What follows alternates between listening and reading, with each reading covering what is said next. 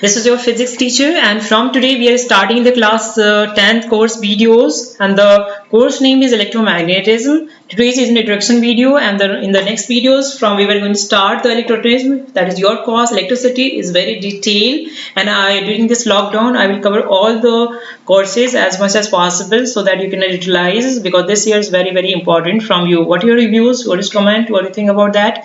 Please tell me in the comment box. Okay, I'm very ready to hear your views here. Okay, so let's start here. So in this video I will cover some very basic questions just to make your mind about that course. Okay, let's start here.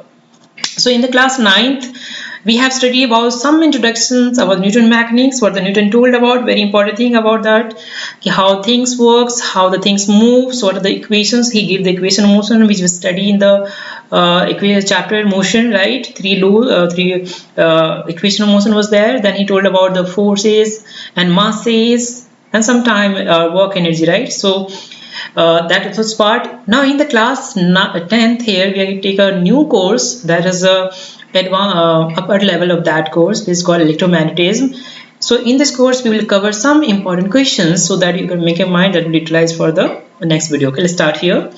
The first question come to your mind, what is physics, right? What is physics here? So idea is very simple and almost known to everybody, right? In physics we study everything what happens in the nature, right? For example, everything falls toward the earth. Why it is so? Because of gravity today, no. So it is a technical name, it's a natural phenomena. Take other questions, for example, why planets revolve around the sun and why does and how does that? This is again a natural phenomena that we study. We know some about why does happen because of gravity again, right? You might have some other question, what is a black hole? Why it is so massive? And if it is massive, what happens? Why stars are so bright but the planet is not? Where the energy comes from? What are the reactions going there? And so many questions come to your. The question may come to atomic level also. For example, what are the atoms? How they combine to form the molecules? Why how the electrons get interacted with the other electrons and the protons? What is the structure of the nucleus? And so many things are all we study in physics. Everything, what do you think about that, right?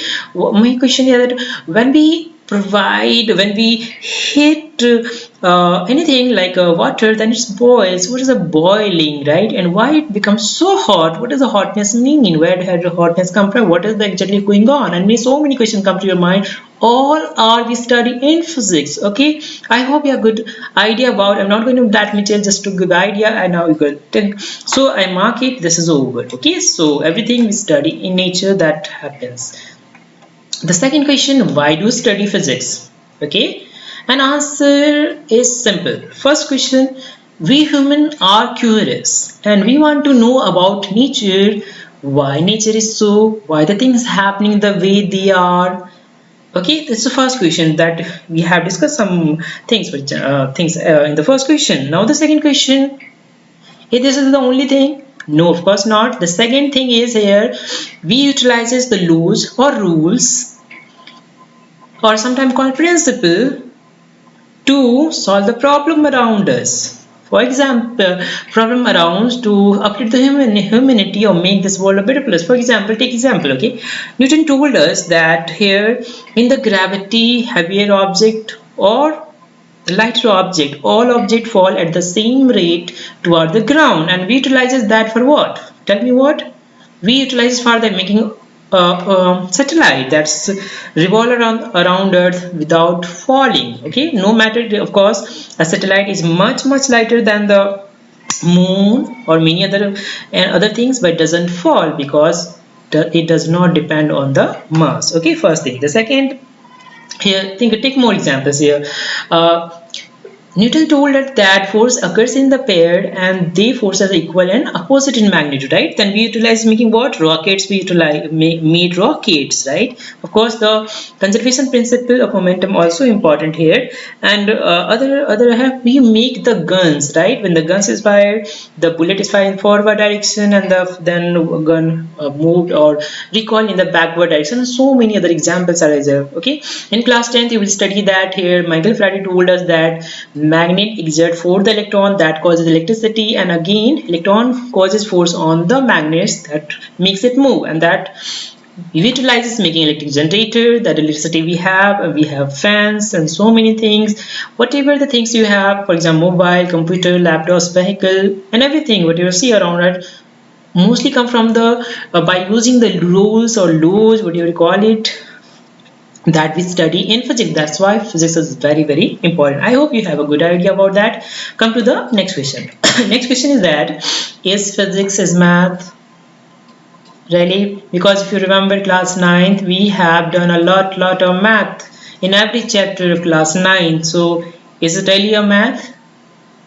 So I will say not yes, not wrong. Let's take some example to study that. According to me, for me, math is a tool to study physics. Okay, but math, why it is so? Let's take an example. Okay, let's say for example we have studied about the forces, right? We have studied about mass as well. We have studied about the acceleration, right? Mass is a property of every object.